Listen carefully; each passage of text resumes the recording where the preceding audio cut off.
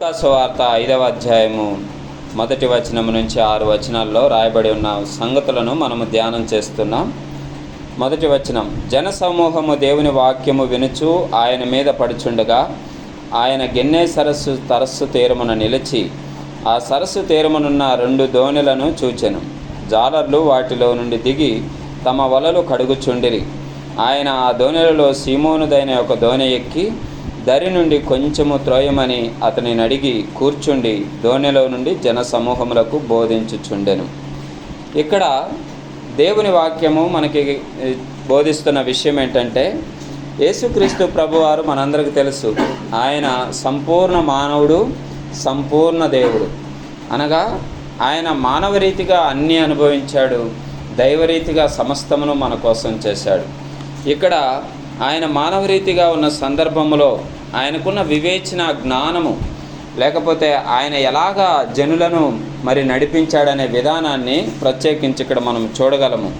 అదే రీతిగా ఇదే సందర్భంలో ఆయనకున్న దైవీకమైన శక్తి ఎలాగ బయలుపరిచాడో ఈ 2 విషయాలు ఈ వాక్యాంశంలో మనం ధ్యానం చేసుకోవచ్చు. ఆయన జనసమూహం అంతా ఆయన దగ్గరకు వచ్చి వాక్యం వినుచు ఆయన మీద పడుచు హడావుడిగా ఉంటున్న సమయంలో ఆయన సముద్ర తీరంలో ఉన్నాడు.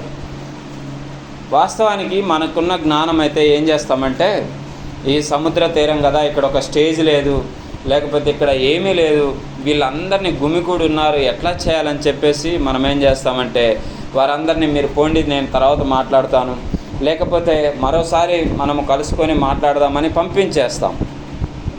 ఎందుకు? అక్కడ ఆ జనసమూహం అంతా ఆయన మీద పడితే అల్లరి జరుగుతుంది, అక్కడున్న సముద్ర తీరంలో ప్రమాదాలు జరుగుతాయి అనే ఆలోచన మనకు ఉంటుంది. కానీ యేసు ప్రభు వారు ఎలాంటి ఆలోచన చేశారంటే, ఆయన అక్కడున్న పరిస్థితులను ఆయన ఒక స్టేజ్ లాగా ఏర్పాటు చేసుకున్నట్లు మనం చూస్తూ ఉన్నాం. ఏం చేశాడు? అక్కడున్న దోణెలు ఎవరైతే పడవలు వేసుకొని ఉన్నారో ఆ పడవల వాళ్ళు వలలు కడుక్కుంటూ ఉన్నారట. అంటే ఏంటి? వాళ్ళ పని అయిపోయి వాళ్ళకి ఏ ప్రయోజనం లేక ఆ ఉన్న వలలు శుభ్రం చేసుకొని ఇంటికి వెళ్ళిపోదామనే ఉద్దేశంతో వాళ్ళు ఉన్నారు. అయితే ఈ జనసమూహం అంతా ఆయన మీద పడుతూ ఉంటే యేసుప్రభు వారు ఒక ఆలోచన చేశారు. ఏంటంటే, ఒక దోణిలో ఎక్కి కొంచెం లోతుకు కొంచెం ముందుకు నడిపేయమన్నాడు. అంటే ఆ బయట ఉన్న జనాలకి ఆయనకి కొంచెము గ్యాప్ వచ్చేలాగా నీళ్ళ మధ్యలో కొద్దిగా ముందుకు నడిపించమని చెప్పినట్లు మనకు కనిపిస్తూ ఉంది. అంటే మనము ఎలాగ ఆలోచన చేయాలంటే, మనకున్న ప్రతికూల పరిస్థితుల్లో కూడా మనము పాజిటివ్గా ఆలోచన చేసి అక్కడ ఎలాగ నడుచుకుంటే మనము ఈ సందర్భాన్ని, ఈ ప్రతికూల పరిస్థితిని దాటగలమనే ఆలోచన చేయాలి. ఇక్కడ యేసు ప్రభు వారు అనుకోవచ్చు, ఇక్కడ పెద్ద పెద్ద కొండలు లేవు, లేకపోతే నేను ఎత్తులో కూర్చోవడానికి, వీళ్ళందరికీ బోధించడానికి పరిస్థితులు బాగాలేవు అని అనుకోవచ్చు ఆయన. కానీ అక్కడున్న పరిస్థితులకి సమయోచితమైన ఆలోచన చేసి ఆయన ఏం చేశారంటే, ఒక దోణిలోకి కొంచెం ముందుకి దోణిని నడిపించి అక్కడి నుంచి నిలబడి వాక్యం చెప్పడం ప్రారంభించారు. అప్పుడేమైంది? ఆ మీద పడేవారంతా నిలబడి చూస్తూ ఉన్నారు. కొంచెం నీళ్ళ అవతల దోణిలో నిలబడి ప్రభువు మాట్లాడుతూ ఉన్నాడు. మనము ఈ లోకంలో ఉన్న ప్రతికూల పరిస్థితుల నుంచి బయటపడటానికి దేవుని యొక్క వివేచన, జ్ఞానము అడుగుతూ ఉండాలి. అటువంటి ప్రార్థన మనం చేయాలి. చూసారా, యేసుక్రీస్తు ప్రభువారు అక్కడ అవకాశం లేకపోయినా కానీ జనులకు, జనసమూహానికి వాక్యం చెప్పడానికి ఎంత చక్కగా తను ప్లాట్ఫామ్ క్రియేట్ చేసుకున్నాడో. కాబట్టి అటువంటి జ్ఞానము నాకు దయచేయి ప్రభువా అని మనము ప్రార్థన చేయాలి. అంత మాత్రమే కాదు, కానీ ఆయన ఏం చేశాడంటే, అక్కడ చూస్తే 2వ వచనంలో, 3వ వచనంలో, ఆయన ఆ దోణెలలో సీమోనుదైన దోణె ఎక్కి దరి నుండి కొంచెము త్రోయమని అతన్ని అడిగి కూర్చుండి దోణెలో నుండి జనసమూహములకు బోధించుచుండెను. ఆయన బోధించుట చాలించిన తరువాత, ఆయన ఎప్పుడైతే బోధించటం ప్రారంభించాడో అందరూ చక్కగా విన్నారు. విన్న తర్వాత ఆయన బోధించటం అయిపోయిన తర్వాత ఆయన ఏం చేశాడంటే, ఎవరి దోణినైతే ఎక్కారో, ఎవరి దోణి సహాయం తీసుకొని జనసమూహానికి బోధించాడో ఆయన ఏమనుకున్నాడంటే, వారికి సహాయం చేయాలని ఆశ కలిగి ఉన్నారు. అంటే బైబిల్లో ఒక మాట రాయబడి ఉంది కదండి, నా నామమున గిన్నెడు సన్నీళ్ళు ఇచ్చినా కానీ వారికి ప్రతిఫలము తప్పకుండా దక్కుతుందంట. అంటే ప్రభు పరిచర్యకి సహకరించిన సీమోనుకి ఆయన సహాయం చేయాలని అనుకున్నాడు. ఇక్కడ మనం కూడా చాలా విషయాల్లో మరి ఎవరి దగ్గర నుంచైనా మేలులు పొందుకున్నప్పుడు, సహాయం పొందుకున్నప్పుడు మనం ఎలాగుండాలంటే వారికి తిరిగి సహాయం చేసేవారిలాగా ఉండాలి. ప్రభు అదే నేర్పిస్తూ ఉన్నాడు. ప్రభు వాక్యం ద్వారా కొన్ని నేర్పిస్తే ఆయన క్రియల ద్వారా కొన్ని నేర్పిస్తూ వచ్చారు ఈ లోకంలో. ఆయన మరి నేను దోణి ఎక్కి బోధించాను కదా, బోధించడం అయిపోయింది, మరి జనులు ఎవరిళ్ళకు వాళ్ళు వెళ్ళారు, నేను కూడా వెళ్ళిపోతానని చెప్పేసి వెళ్ళిపోలేదు. ఎవరైతే దోణి ఎక్కించుకొని సహాయం చేశారో, ఎవరి దోణినైతే ఎక్కాడో ఆయన వారికి సహాయం చేయాలని ఆశ కలిగి ఉన్నాడు. కాబట్టి ప్రియులారా, మనము నేర్చుకోవాల్సిన విషయం ఏంటంటే మనము సహాయం చేసిన వారికి కంపల్సరీ మనము ప్రత్యుపకారం చేయాలి, మరి తిరిగి సహాయం చేసేవారుగా ఉండాలి. ఇక దేవుడు అంటూ ఉన్నాడు, యేసుప్రభు ఆ సీమోనుతోటి, నీవు దోణిను లోతునకు నడిపించి చేపలు పట్టుటకు మీ వలలు వేయుడని సీమోనుతో చెప్పగా, ప్రభు అంటా ఉన్నాడు కదా, నీ దోణిను లోతుకు నడిపించి వలలు వేయని చెప్పేసి అంటా ఉన్నాడు. వాస్తవానికి ఈ జాలరి, ఈ సీమోను ఎవరైతే ఉన్నాడో ఆయన చేపలు పట్టడం కొత్త ఏమి కాదు ఆయనకి. ఆయన చిన్ననాటి నుంచి, చిన్నతనం నుంచి చేపలు పట్టేవాడే. కానీ అలాంటి వాడికి కూడా చేపలు పడలేదు. అయితే ప్రభు ఏమని చెప్తా ఉన్నాడు, అయ్యా నువ్వు ఇంకొంచెం లోతుకు నడిపించి నువ్వు వలలు వేసి చేపలు పట్టు అంటా ఉన్నాడు. మనం నేర్చుకోవాల్సిన ఆత్మీయ పాఠం ఏంటంటే, మన ఆత్మీయ జీవితంలో మనం ఫలాలు పొందుకోవాలంటే, మనము ఆశీర్వాదాలు పొందుకోవాలంటే ఆత్మీయ జీవితంలో లోతుకు నడవాలి. హల్లెలూయా. అంటే మనము దేవుని సన్నిధికి వచ్చాము, బాప్తిసం పొందుకున్నాము, మారు మనసు పొందుకున్నాము, బాప్తిసం పొందుకున్నాము, ఇంకా చాలు, నేను దేవుని సన్నిధికి వెళ్ళాల్సిన పని లేదు, నేను అన్నీ విన్నానా అని కూర్చుంటానికి వీల్లేదు. మనం ఎలాగంటే ఎంత లోతుకు వెళితే దేవుని ఆత్మీయ జీవితంలో మనం అంత గొప్ప ఫలాలు పొందుకుంటాం. మీరు గమనించండి, చేపలు ఎక్కడ పడతాయండి? సముద్రంలో స్టార్టింగ్ స్టేజ్లో చేపలు పడతాయి, కొంచెం లోతుకెళ్తే చేపలు పడతాయి, ఇంకా కొంచెం ముందుకెళ్తే పెద్ద పెద్ద షార్క్ చేపలు, తిమింగలాలు అవన్నీ ఉంటాయి. ఇంకా లోపలికి వెళ్తే వజ్రాలు, ముత్యాలు ఇవన్నీ దొరుకుతాయి. ఇంకా లోపలికి వెళ్తే మనం చూస్తూ ఉంటాం ఓఎన్జీసీ గ్యాస్ వాళ్ళు ఆయిల్స్, గ్యాస్ చాలా లోతు నుంచి, సముద్రపు అట్టడుగు ప్రాంతం నుంచి గ్యాస్ని వెలుగు తీస్తూ ఉంటారు. మనము ఎంత లోతుకు వెళ్తున్నామో అంత ఎక్కువ విలువైన సామాగ్రిని, వస్తువులను పొందుకుంటాం.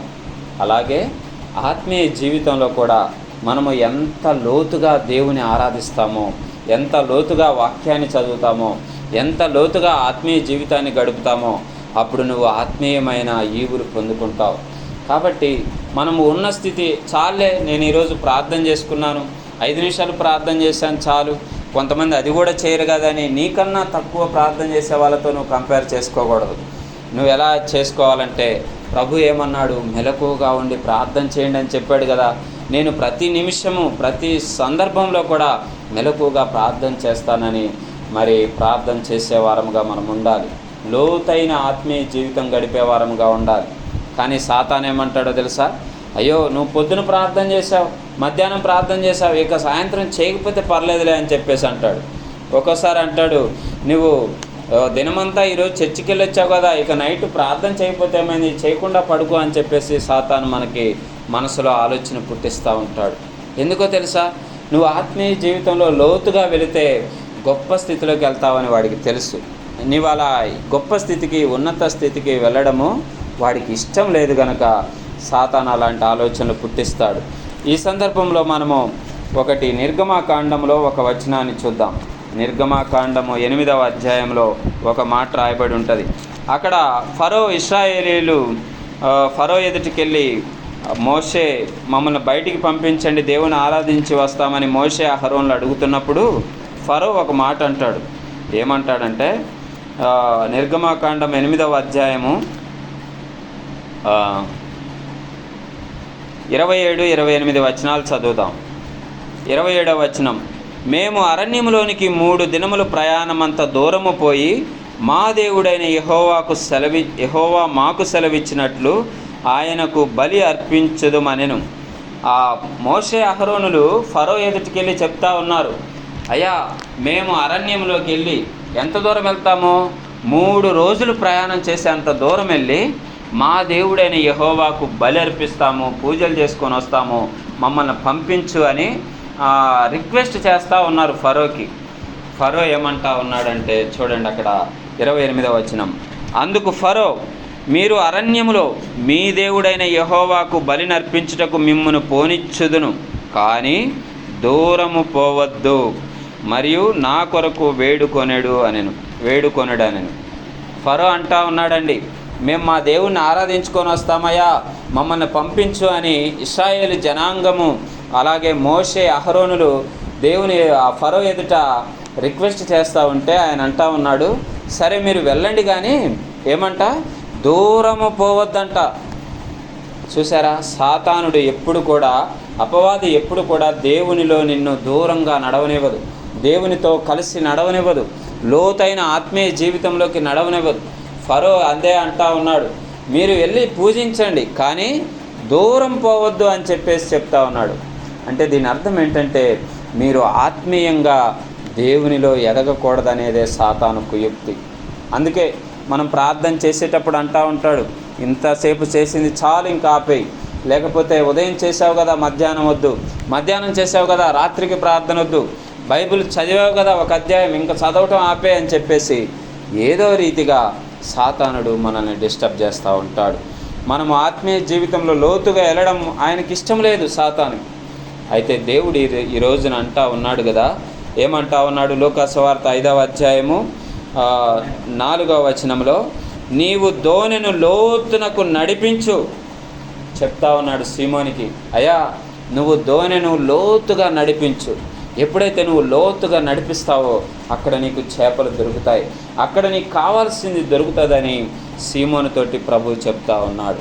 ప్రియమైన వారలారా, ఈరోజు మనతో కూడా దేవుడు అంటున్న మాట ఇదే. నువ్వు ఆత్మీయమైన జీవితంలో లోతుగా నడవాలని ఆయన ఆశపడతా ఉన్నాడు. నువ్వు ఆత్మీయమైన జీవితంలో ఎన్నో విషయాలు నేర్చుకోవాలని ఆయన ఆశపడతా ఉన్నాడు. కానీ మనము నాకు ఇంతవరకు చాలు, ఈ వచ్చినంతవరకు చాలు, ఈ చదివిన స్థితి చాలు, ఈ కొద్ది ప్రార్థనా జీవితం చాలు, ఈ కొద్ది దీవెనలు చాలు అని మనం ఆగిపోతూ ఉన్నాం. కొంతమంది గొప్ప గొప్ప దైవజనులు, సేవకులు గొప్ప గొప్ప అద్భుతాలు ఎలా చూడగలుగుతున్నారో తెలుసా? వారు ఆత్మీయ జీవితంలో లోతుగా వెళ్ళిపోయి ఉంటారు. ఎప్పుడైతే లోతుగా వెళ్ళిపోతామో మనము ఆత్మీయంగా బలపడతాము, ప్రభువుకి దగ్గర అవుతాం. లోతుగా వెళ్ళిన కొలది తీరానికి దూరం అవుతాము, లోకానికి దూరం అవుతాము, మనుషులకు దూరం అవుతాము, కానీ ప్రభువుకి దగ్గర అవుతామన్న విషయాన్ని మనం జ్ఞాపకం పెట్టుకోవాలి. ఎప్పుడైతే ఆ స్పృహ మనకు ఉంటుందో ఆత్మీయ జీవితంలో మనము ముందుకు వెళ్ళగలుగుతాం. ఇంకా చూడండి, లోతుగా వెళ్ళమని చెప్పినప్పుడు ఆయన ఏమని చెప్పాడంటే, మీరు లోతుగా, నీవు దోణెను లోతునకు నడిపించి చేపలు పట్టుటకు మీ వలలు వేయుడని సీమోనుతో చెప్పగా, సీమోను అంటా ఉన్నాడు, ఏలినవాడా, రాత్రంతయు మేము ప్రయాసపడితిమి, కానీ మాకేమీ దొరకలేదు.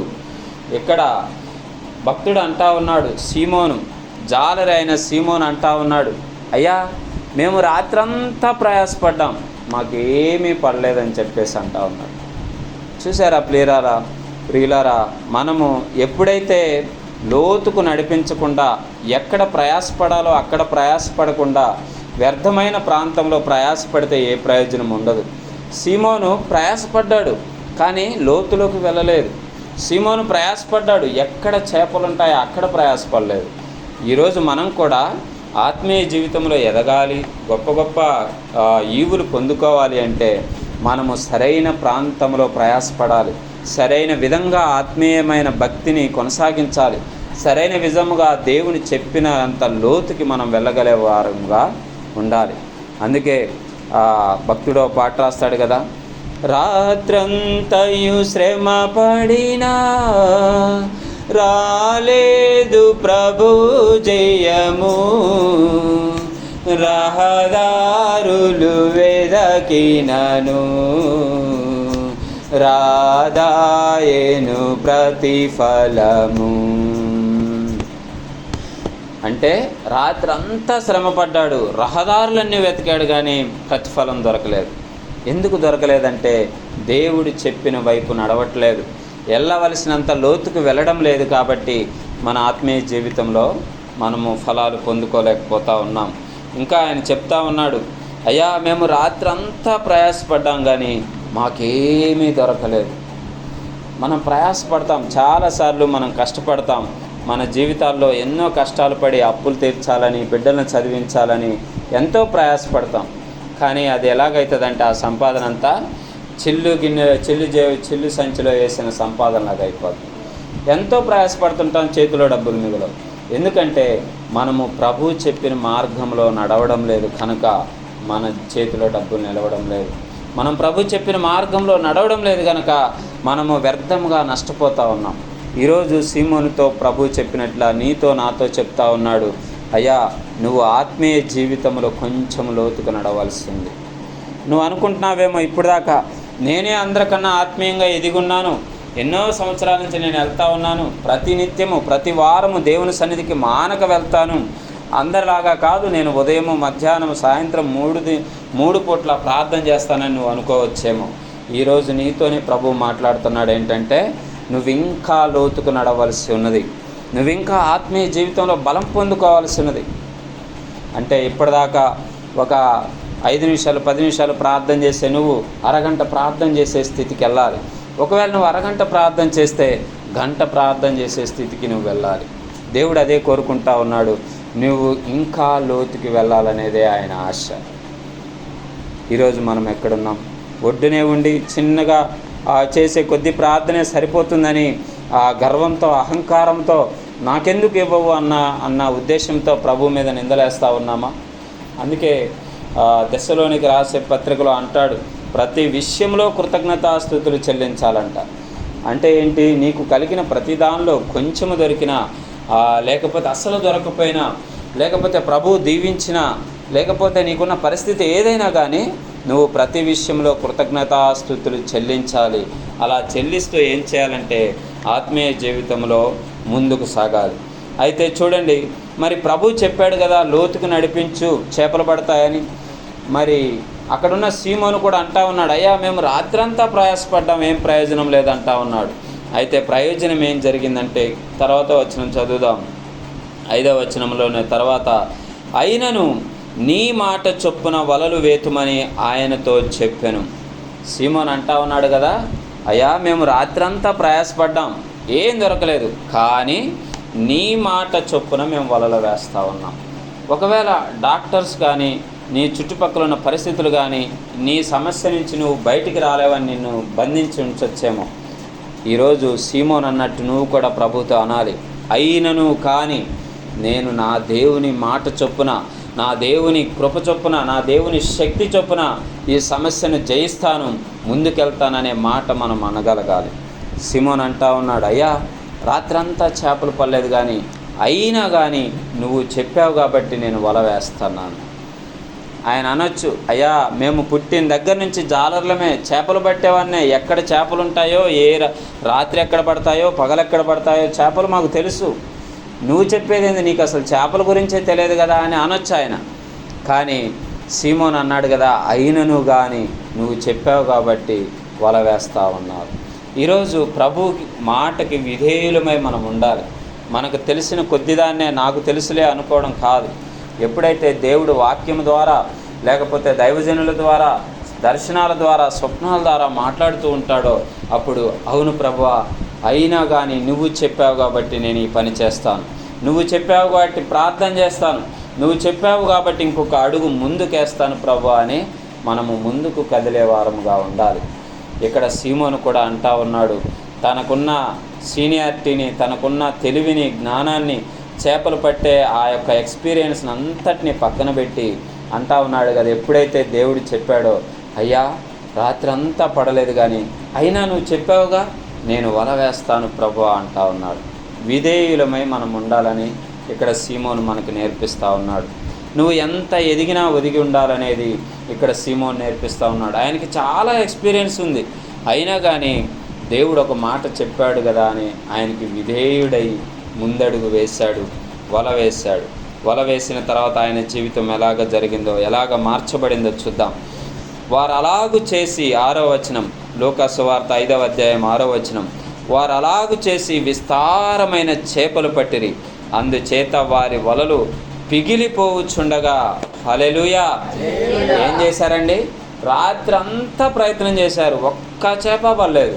కానీ ఎప్పుడైతే ప్రభు మాట విని వల వేశాడో, ఎప్పుడైతే దేవునికి విధేయుడై వల వేశాడో, ఎప్పుడైతే దేవుని మాటకు తల వంచాడో, అప్పుడు వల వేసినప్పుడు విస్తారమైన చేపలు పడ్డాయంట.